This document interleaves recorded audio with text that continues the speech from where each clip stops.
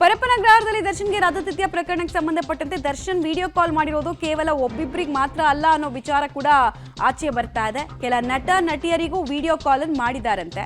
ಈ ಬಗ್ಗೆ ಆಂತರಿಕ ತನಿಖೆ ಮಾಡಿದ ಬಳಿಕ ಈ ಮಾಹಿತಿ ಬಹಿರಂಗಗೊಳ್ತಾ ಇದೆ. ರೌಡಿ ಶೀಟರ್ ಧರ್ಮ ಮೊಬೈಲ್ ಫೋನ್ ಮಾತ್ರ ಬಳಕೆ ಮಾಡಿಲ್ಲ ದರ್ಶನ್ ಅಲ್ಲಿಗೆ. ಇನ್ನೊಂದಿಷ್ಟು ಆರೋಪಿಗಳ ಬಳಿಯಲ್ಲೂ ಕೂಡ ಫೋನ್ ಪಡೆದು ಬೇಕಾದವರು ಕಾಲ್ ಮಾಡಿದ್ದಾರೆ. ಒಂದಿಬ್ರು ಜಿಮ್ನಲ್ಲಿ ದರ್ಶನ್ ಫೋಟೋವನ್ನು ಕೂಡ ತೋರಿಸಿದಾರಂತೆ. ನೋಡಿ ಬಾಸ್ ಹೆಂಗ್ ಬಿಂದಾಸ್ ಆಗಿ ಸಿಗರೇಟ್ ಹೊಡ್ಕೊಂಡಿದ್ದಾರೆ, ನಮ್ಮ ಬಾಸ್ ಅಂತ ಬಿಟ್ಟಿ ಬಿಲ್ಡಪ್ ಕೊಡೋ ಕೆಲಸ ಆಚೆನೂ ಕೂಡ ಆಗಿದೆಯಂತೆ.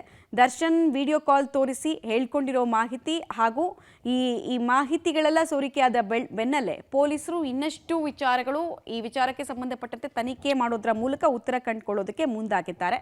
9 ಜನ ಅಧಿಕಾರಿಗಳ ತಲೆದಂಡ ಆದ ಬಳಿಕ ಪೊಲೀಸರಿಗೂ ಕೂಡ ಪ್ರಕರಣದ ಬಿಸಿ ಅಥವಾ ಗಂಭೀರತೆ ಮುಟ್ಟಿದೆ. ಹೀಗಾಗಿ ಪ್ರಕರಣದ ಬುಡಕ್ಕೆ ನಾವು ಹೋಗ್ತೀವಿ ಅಂತ ಹೇಳಿ ಟೊಂಕ ಕಟ್ ನಿಂತಿದ್ದಾರೆ. ಸೊ ಕೇಸ್ ಮುಚ್ಚಾಕ್ತಾರ, ಬಿ ರಿಪೋರ್ಟು ಸಿ ರಿಪೋರ್ಟ್ ಅಂತ ಮಾಡ್ತಾರ ತನಿಖೆ ನಾಟಕದ ಹೆಸರಲ್ಲಿ, ಅಥವಾ ಪ್ರಾಮಾಣಿಕವಾಗಿ ತನಿಖೆ ಮಾಡಿ ತಪ್ಪಿತಸ್ಥರು ಯಾರಿದ್ದಾರೆ ಅವರ ವಿರುದ್ಧ ಕಠಿಣ ಕ್ರಮಗಳು ಆಗುತ್ತಾ ಅನ್ನೋದೇ ಈಗಿರುವಂತಹ ಸಾರ್ವಜನಿಕರ ಪ್ರಶ್ನೆ ಆಗ್ತಾ ಇದೆ.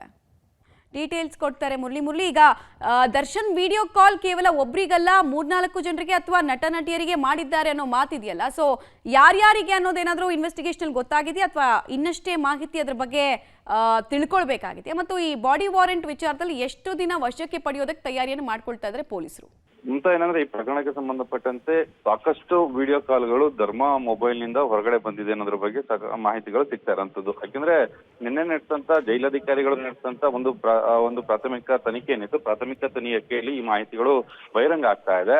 ಆದ್ರೆ ಇನ್ನೊಂದು ಪ್ರಮುಖವಾದ ಅಂಶ ಏನಿತ್ತು, ಆದ್ರೆ ಅವ್ರಿಗೆ ಟೆಕ್ನಿಕಲ್ ಆಗಿ ಅದನ್ನ ಅನಾಲಿಸಿಸ್ ಮಾಡ್ಲಿಕ್ಕೆ ಒಂದಷ್ಟು ಕಷ್ಟ ಆಗ್ತಾ ಇರೋಂಥದ್ದು ಜೈಲಧಿಕಾರಿಗಳಿಗೆ. ಈಗ ಪೊಲೀಸರೇ ಖುದ್ದಾಗಿ ತನಿಖೆನ ಮಾಡ್ತಾ ಇರೋ ಹಿನ್ನೆಲೆಯಲ್ಲಿ ಸಿಡಿಆರ್ ಅನ್ನ ಕಲೆಕ್ಟ್ ಮಾಡುವಂಥದ್ದು ಇರ್ಬೋದು, ಜೊತೆಗೆ ಬೇರೆ ಬೇರೆ ಅನಾಲಿಸಿಸ್ ಅನ್ನ ಮಾಡುವಂಥದ್ದು, ವಿಡಿಯೋ ಕಾಲ್ಗಳನ್ನ ಯಾರ್ಯಾರಿಗೆ ಮಾಡಿದ್ರು ಅನ್ನೋದ್ರ ಬಗ್ಗೆ ಒಂದಷ್ಟು ಟೆಕ್ನಿಕಲ್ ಎವಿಡೆನ್ಸ್ ಗಳನ್ನ ಗ್ಯಾದರ್ ಮಾಡ್ಲಿಕ್ಕೆ ಪ್ರಯತ್ನಗಳನ್ನ ಈಗಾಗಲೇ ಪೊಲೀಸರು ಮಾಡ್ತಾ ಇರೋಂಥದ್ದು. ಯಾವಾಗ ಅವರನ್ನ ಬಾಡಿ ವಾರೆಂಟ್ ಮೇಲೆ ವಶಕ್ಕೆ ಪಡೆದುಕೊಳ್ತಾರೆ, ಅದಾದ ನಂತರ ಇದಕ್ಕೆಲ್ಲ ಕೂಡ ಚಾಲನೆಯನ್ನ ಕೊಡ್ತಾರೆ.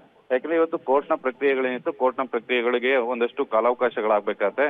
ಬಹುತೇಕ ಇವತ್ತು ಮಧ್ಯಾಹ್ನದ ತನಕ ಕೋರ್ಟ್ನ ಪ್ರಕ್ರಿಯೆಗಳಾಗುವಂತಹ ಸಾಧ್ಯತೆಗಳು, ಅದಾದ ಬಳಿಕ ಅವರನ್ನ ವಶಕ್ಕೆ ಪಡೆದುಕೊಂಡು ಅದಾದ ಬಳಿಕ ಈ ರೀತಿಯ ಪ್ರಕ್ರಿಯೆಗಳೇನಿದೆ ಈ ಪ್ರಕ್ರಿಯೆಗಳಿಗೆ ಚಾಲನೆಯನ್ನ ಕೊಡ್ತಾರೆ.